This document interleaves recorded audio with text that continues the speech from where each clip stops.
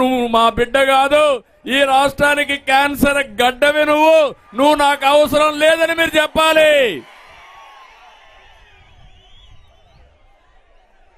ఈ ప్రాంతం అంతా కూడా బీసీలో ఉన్నా కాదా అని మిమ్మల్ని అడుగుతున్నా.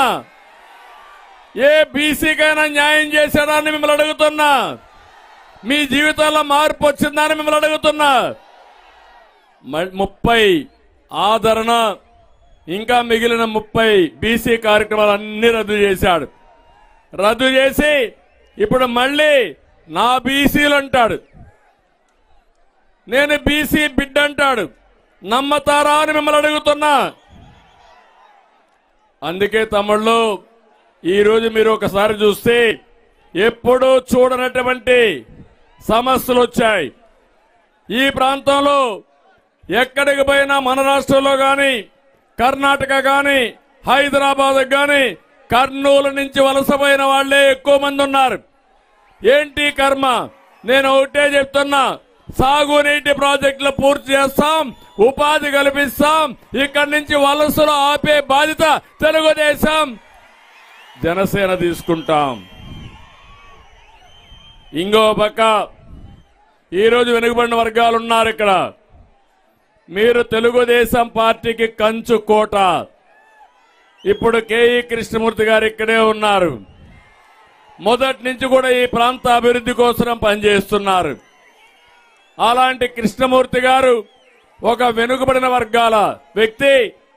ఆయన్ని డిప్యూటీ సీఎం చేసిన పార్టీ తెలుగుదేశం పార్టీ అని చెప్పి నేను మీకు తెలియజేస్తున్నా. ఈ ప్రాంత అభివృద్ధి కోసం నిరంతరం పరితపించిన వ్యక్తి కేఈ కృష్ణమూర్తి గారు. ఒక కేఈ కృష్ణమూర్తి కాదు, ఈరోజు యనమల రామకృష్ణ దగ్గర నుంచి అనేక మంది బీసీ నాయకుల్ని రాష్ట్రానికి అందించిన పార్టీ తెలుగుదేశం పార్టీ. ఎమ్మెల్యేలు అందించాం.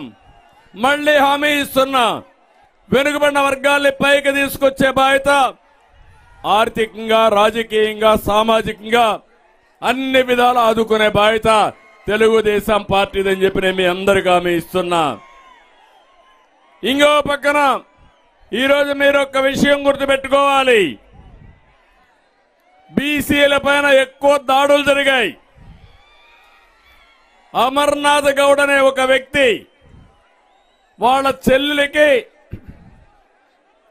అన్యాయం జరుగుతుందని, వేధింపులకు గురి చేస్తున్నారని అడిగిన నెపానికి అతన్ని తగలబెట్టే పరిస్థితికి వచ్చారు, సజీవ దహనం చేశారు.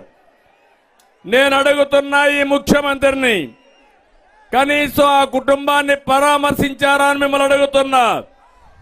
ఈరోజు వీళ్ళు చేసే తప్పుడు పనులు చూస్తే ఏమాత్రం భయం లేకుండా ఒక బీసీని చంపిన నేరస్తులు రోడ్డు మీద తిరిగే పరిస్థితికి వచ్చారు.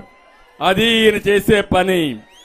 కనీసం పరామర్శకు కూడా వెళ్ళని ముఖ్యమంత్రి బీసీ ద్రోహి ఎవరా కాదా మీరే ఆలోచించాల్సిందిగా నేను మిమ్మల్ని కోరుతున్నా.